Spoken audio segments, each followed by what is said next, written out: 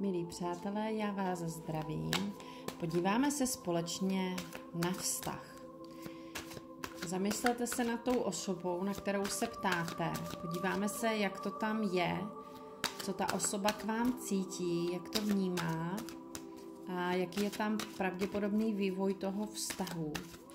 Takže to nemusí být třeba jenom váš vysněný partner nebo současný partner, nebo nemusí to být jenom o lásce, může to být také o nějakém kamarádství, může to být také kolega nebo nějaká kolegyně v práci. Můžeme se podívat, jak ona to k vám má.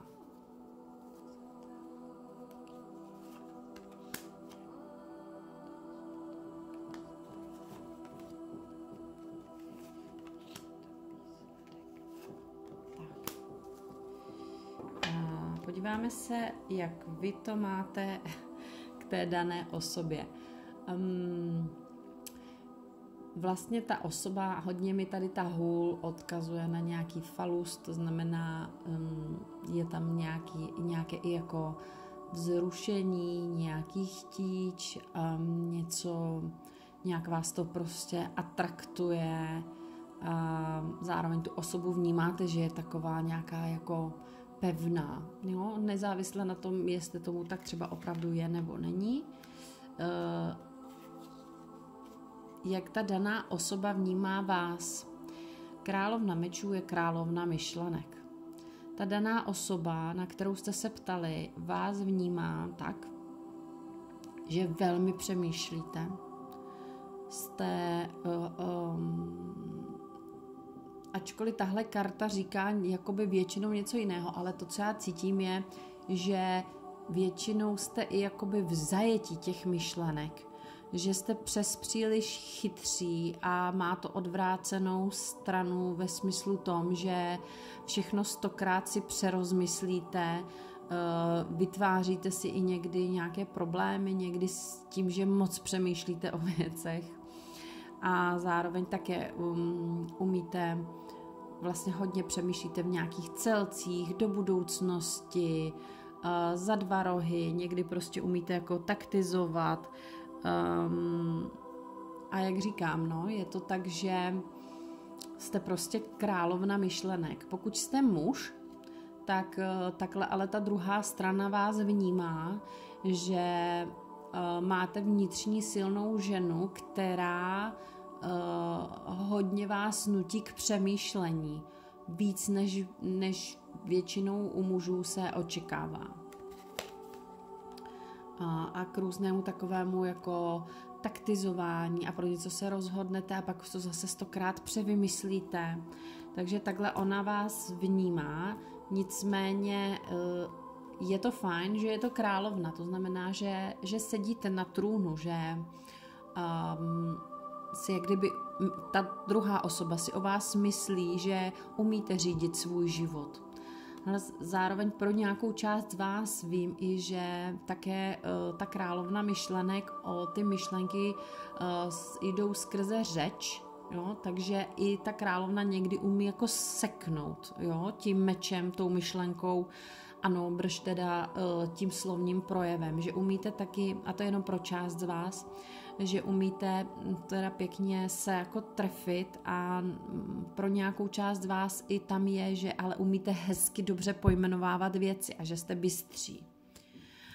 A ten průběh dané věci, tady je mnoho směrů, takže průběh toho vztahu je takový, že buď vy nebo ta druhá strana, protože je to všeobecný výklad, máte mnoho témat k řešení, jste vlastně jakoby rozprsklí na mnoho stran.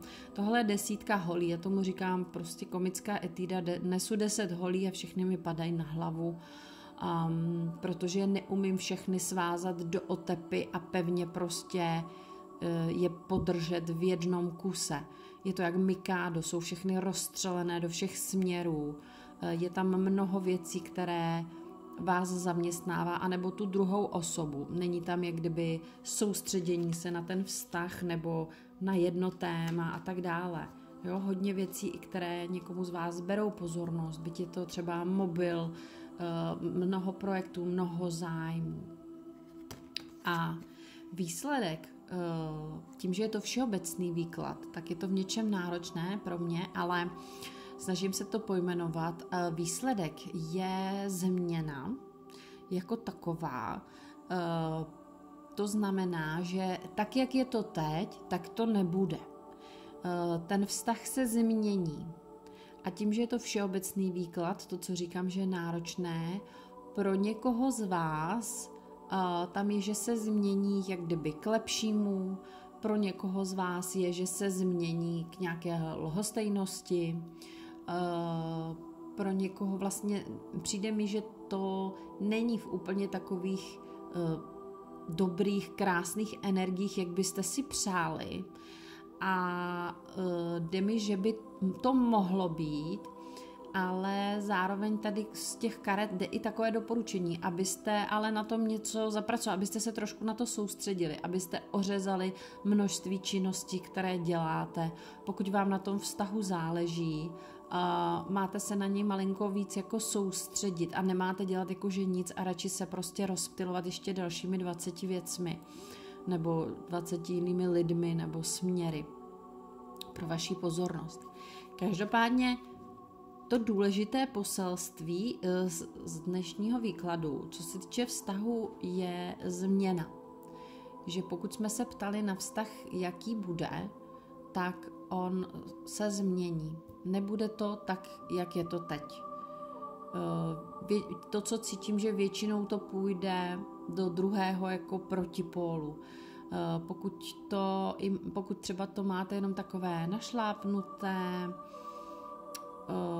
takové, že vás možná někdo jenom v práci tak malinko irituje, pro nějakou část z vás tam je, že se to jako úplně teda vyostří jako brutálně. Pro někoho z vás tam je, že se to úplně jako vypne. To, co tam teď je a je to nějaký problém, tak se úplně jako vypne a už to nebude a bude to v pohodě, budete fajn a budete se cítit dobře. Pro nějakou část z vás, co se týče vztahu nějakého milostného, pro nějakou část se cítím, že tam máte pocit třeba nějakého nezájmu z druhé strany, tak tam mi přijde, že se to změní, že to bude dobré, že se to zlepší.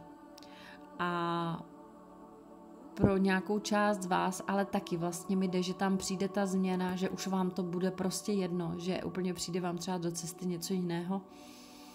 Každopádně nebudu to už tady prodlužovat, je to o tom, že v tomhle vztahu přijde změna. A pokud je to náročný vztah, pokud potřebujete vlastně jakoby z toho vztahu ven, tak se vám to určitě povede. A pro nějakou část vás je to, že se to povede buď tím, že dojde ke změně těch vzájemných energií a bude to dobré, anebo také, že dojde pro část z vás je, že dojde ke změně, že ten vztah se ukončí a vy z toho prostě půjdete ven. Ale nejde mi tady nějaké drastické prostě finišování věcí. Jde mi, že by se to tak nějak organicky trochu mělo prostě změnit a vyřešit. Bude to jinde, než to bylo. Tak jo, děkuji vám moc krát za pozornost. Držím palce, mějte se krásně, děkuji za vaše lajky, za vaše odběry a zase někdy příště.